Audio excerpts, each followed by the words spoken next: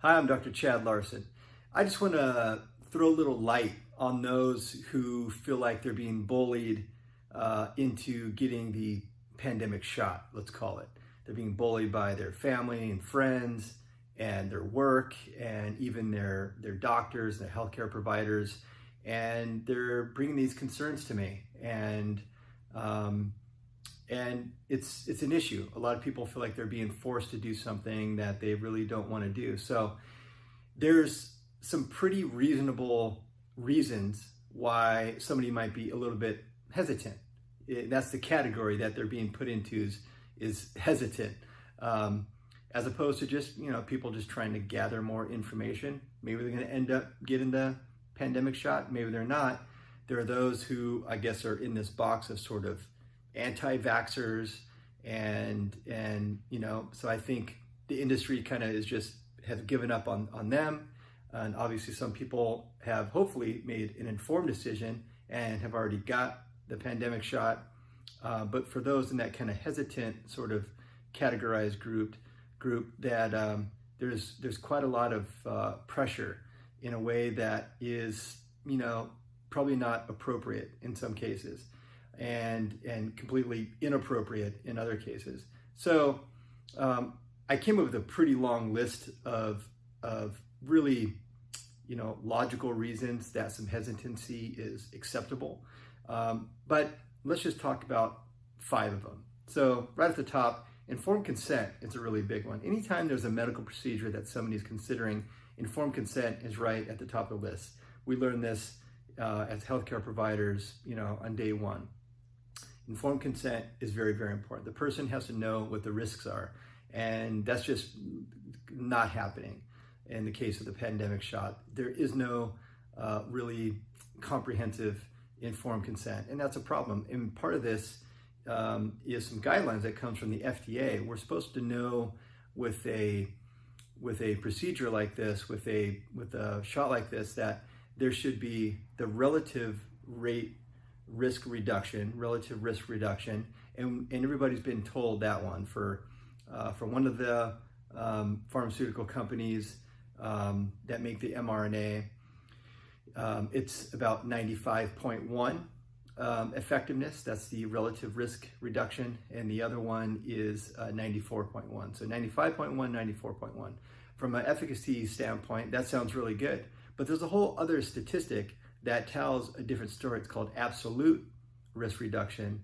And these are 1.1% and 0.7. The difference is absolute risk is more your real world chance of getting, the worst outcome of this pandemic. And so those are different statistics. And most people are not being told those statistics at all.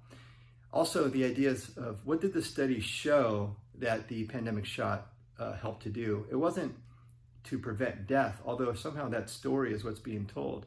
It's to have milder symptoms. If a person does get infected and they do develop symptoms, the pandemic shot really helps to just lead to milder symptoms. So the story has been kind of conflated in a way that is not what the studies show. So these are some informed consent reasons of why some hesitancy is appropriate, because informed consent is a very, very important thing when it comes to a pretty significant medical decision. Another thing is the death statistics. There's death statistics, case statistics, and infection statistics.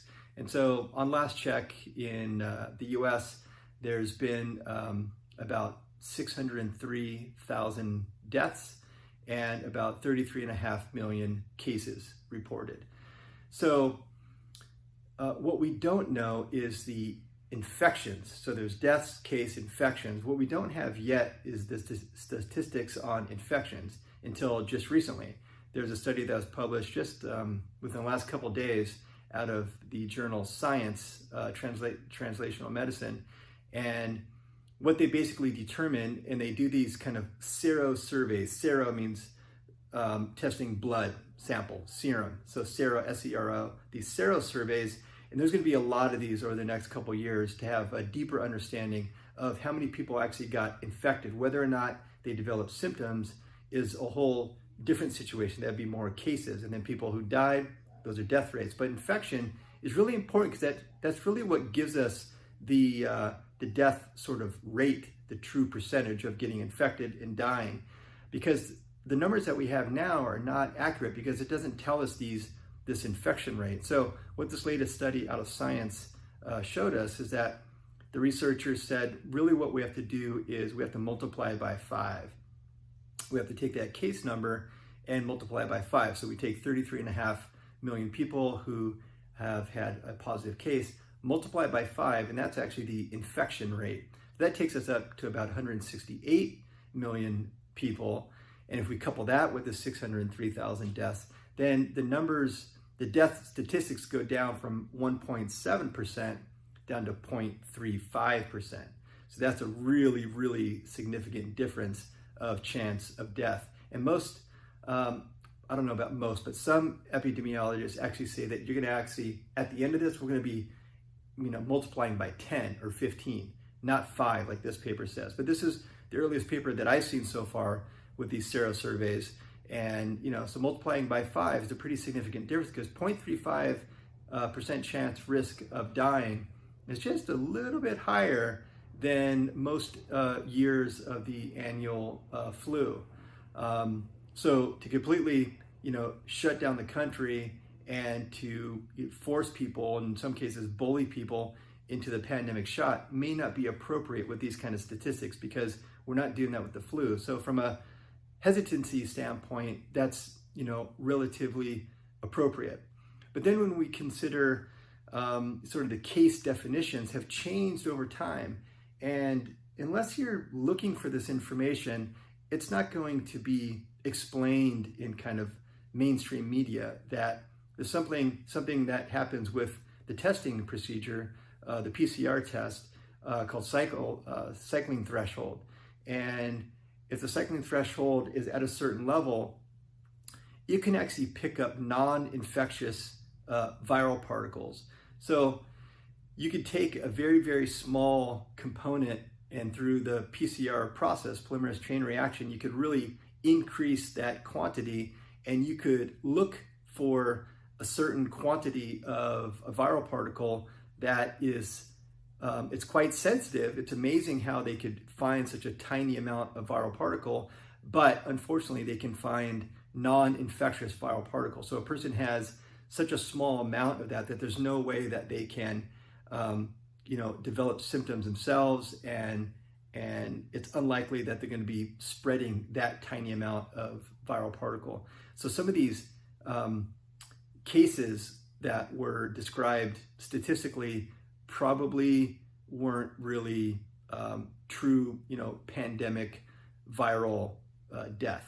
And so a lot of these death sort of statistics that were blamed on the pandemic virus were probably from other causes, but because the cycling threshold was set at a certain point, it picked up viral particles that were highly unlikely to actually be infectious and the true cause of death. So there's even within the death statistics, the numbers that I just talked about are just assuming that it is actually all accurate, but sort of number 3 on the list is just sort of the cycling threshold. And also I would just say in that category of things to consider is just the case definitions kind of changing over time.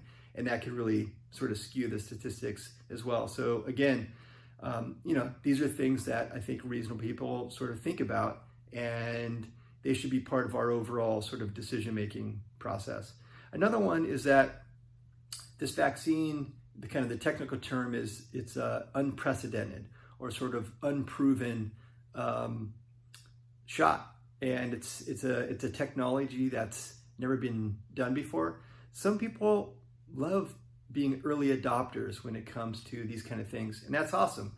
They're the ones first in line and fighting to get their pandemic shot, and that's awesome. Hopefully people made their own independent, informed decision about it to the best of their ability, and that's awesome. But again, for those who are falling in that kind of bullied, hesitant group, it's completely acceptable that you're a little hesitant about something that's never existed, prior to a few months ago.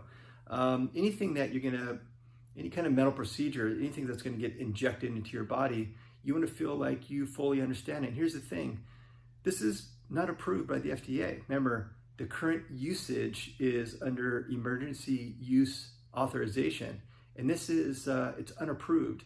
And so to have some hesitancy about something that's completely new technology and it's currently unapproved or not approved by the FDA, I think that's appropriate to be, hesitant about that.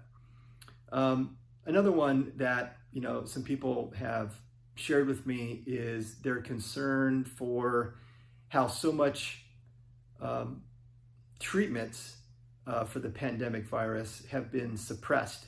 And these are pharmaceutical treatments, and these are natural medicine treatments. That the idea is that maybe certain powers that be, certain institutions that really want to make sure that they get as many people as they can to get the pandemic shot, that they have to suppress other treatments that would maybe get in the way of that pandemic shot reaching the greatest number of people. So that's sort of number 5 on the list of acceptable and I think logical and appropriate reasons to have some hesitancy. So it doesn't mean that people who are hesitant now might not take all this information and go ahead and get the pandemic shot. And that's all good. The whole purpose, the whole point that we all want to consider, and this is the message that I give to my patients that ask me about it, is we just want to make informed decisions, to take each case individually and consider all the details. So hopefully that helps for those that feel like they're being bullied. It's perfectly appropriate to consider some of these topics, and there's many other ones that can be considered as well. So hopefully that's helpful. I will keep reading the studies and keep bringing you the information to the best of my ability. Until then, keep it real.